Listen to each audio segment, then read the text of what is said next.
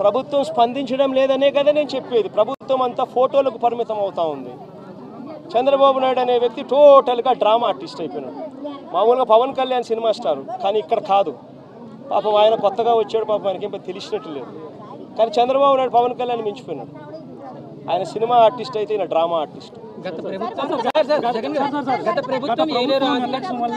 గత ప్రభుత్వం నిర్లక్ష్యం వల్ల ఏలేరు ఆధునీకరణ చేశారు. రీటెండరింగ్ పేరుతో నిధులు ప్రకటించినప్పటికీ ఎక్కడ కూడా నిధులు ఇవ్వలేదని ఆరోపిస్తున్నారు.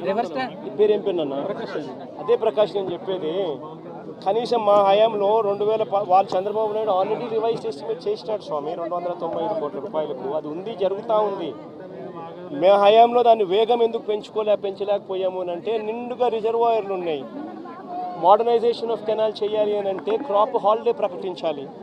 నిండుగా నిండు కుండల రిజర్వాయర్ ఉన్నప్పుడు ఎందుకులే హాలిడే ప్రకటించడం ఎందుకు? 14,000 క్యూసెక్స్ ఫ్లో అయ్యే మోడర్నైజేషన్ ఫ్లో అయ్యే కెనాల్లో కనీసం 10,000 అన్న పోతూ ఉన్నాయి కదా.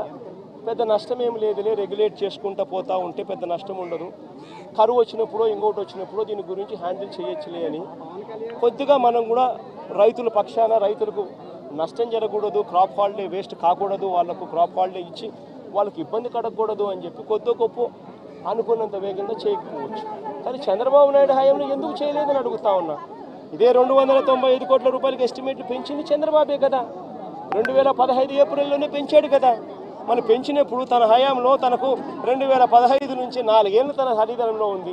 4 ఏళ్ళు కరువే, రైతులకు ఈ రిజర్వాయర్లో నీళ్లు లేవు, రైతులకు పంట క్రాప్ హాలిడే ఈకపోయినా క్రాప్ హాలిడేనే. మరి ఎందుకు మోడర్నైజేషన్ చేయలేదు? స్వామి, రివర్స్ టెండరింగ్ అనేది మీకు అసలు తెలుసా? ఫస్ట్ రివర్స్ టెండరింగ్ అంటే ఏమిటో తెలుసా? నీ పేరేం పేరు? సుధీర్. రివర్స్ టెండరింగ్ అంటే ఏం తెలుసా సుధీర్? ఇప్పుడు సుధీరు, ప్రకాషు, దొరబాబు ఇట్లా అందరూ కూడా ఒక టెండర్లో పార్టిసిపేట్ చేస్తారు. టెండర్లో పార్టిసిపేట్ చేయడం కూడా ఎలా పార్టిసిపేట్ చేస్తారు తెలుసా?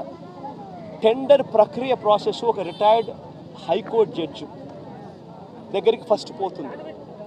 రిటైర్డ్ హైకోర్టు జడ్జి ఆధ్వర్యంలో టెండర్ ప్రక్రియను ఆన్లైన్లో పెడతారు. పెట్టి నీ పేరేం పేరు? సాంబుడా. నీ పేరేం పేరు? సాంబుడి దగ్గర నుంచి, సతీష్ దగ్గర నుంచి, నీ పేరేం పేరు తల్లి? నందిని దగ్గర నుంచి ఇట్లాంటి వాళ్ళు ఎవరైనా కూడా సలహాలు సూచనలు ఏమైనా ఇవ్వాలనుకుంటే ఆ జడ్జికి ఇవ్వచ్చు. ఆన్లైన్లోనే ఇస్తాడు. ఇచ్చిన తర్వాత మీ అందరు సూచనలు సలహాలు తీసుకున్న తర్వాత నియమ నిబంధనలు ఆయన ఫైనలైజ్ చేస్తాడు.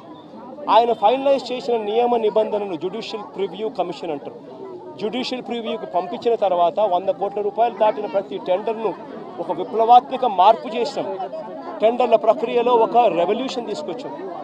హైకోర్టు గవర్నమెంట్ పరిధిలో నుంచి దాన్ని తీసేసి హైకోర్టు రిటైర్డ్ జడ్జి చేతిలో పెట్టాం.